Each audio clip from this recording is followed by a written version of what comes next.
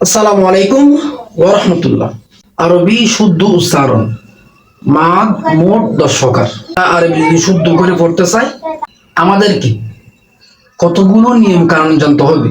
মদ মোট 10 প্রকারের মধ্যে 3 ভাগে ভাগ করছেন। এক আলিফ মদ 3 প্রকার, 3 আলিফ মদ 4 প্রকার, 4 আলিফ মদ 5 প্রকার। তো আজকে আমি আপনাদেরকে এক আলিফ মদ 3 প্রকারের নিয়ে কথা বলবো।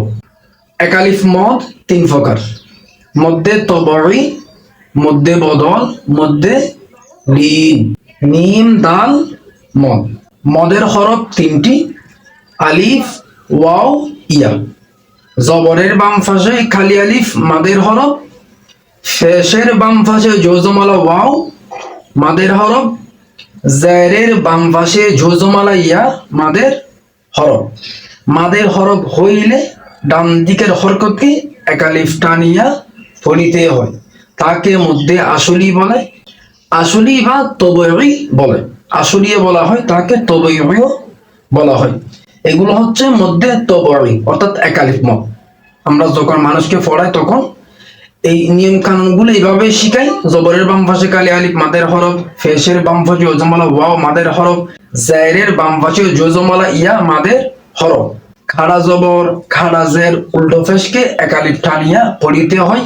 এগুলো হচ্ছে এক আলিফ মাদ। মাদ্দে বদল আবার 2 প্রকার। হামজা কারা জবর আ, হামজা কারা জের ই, হামজা কারা ফেশ উ, আ ই উ, খাড়া জবর খাড়া জের উল্টা ফেশ, এটা হচ্ছে কি মধ্যে বদল। আর একটা হচ্ছে মধ্যে লিন। লাম ইয়া নুন লিন, লিনের হরফ 2টি, ওয়াও ইয়া। ওয়া সাকিন ডানে জবর লিনের হরফ, ইয়া সাকিন ডানে জবর লিনের হরফ।